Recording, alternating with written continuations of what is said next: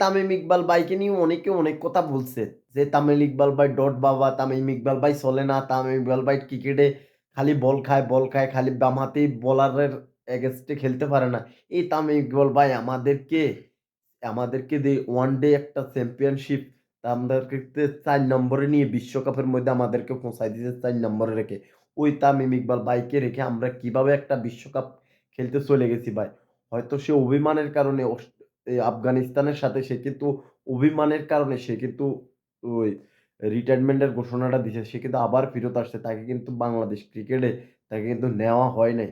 সে কিন্তু আবার কামব্যাক করবে। আপনারা দেখেন তামিম ইকবাল ভাই আবার কামব্যাক করবে। সে কিন্তু এখন এনসিএল এ খুব ভালো একটা ফর্মে আছে। সে ৩ টা ম্যাচের মধ্যে ২ টা ৫০ করে এলাইছে অলরেডি দেখেন ভাই।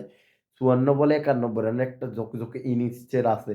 তামিম ইকবাল ভাইরা পুরায় যায় না ভাই। তামিম ইকবালের হয়। বাংলাদেশের দেশসেরা ওপেনার তামিম ইকবাল।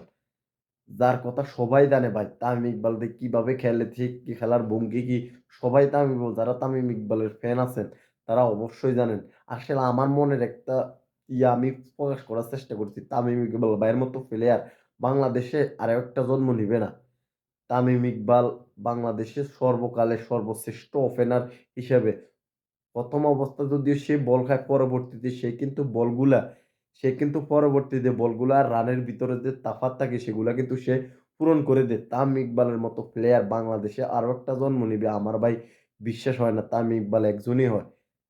আমি দেখছি বাংলাদেশের ওপেনিং ইয়ার ভিতরে তামিম ইকবাল ভাইয়ের মতো ২য় তামিম ইকবাল বাংলাদেশ হয়তো তামিমের মতো অনেক প্লেয়ার আসবে, অনেক প্লেয়ার যাবে। আমি তামিম ইকবালের মতো প্লেয়ার ২য় বাংলাদেশে দেখব না ভাই।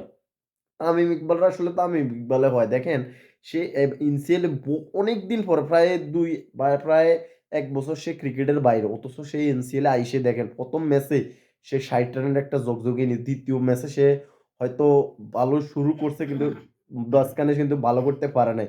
৩য় ম্যাচে আইসে সে কিন্তু ৫৪ বলে ৯১ রানের একটা ঝকঝকে ইনিংস ভাই দেখার মতো শট।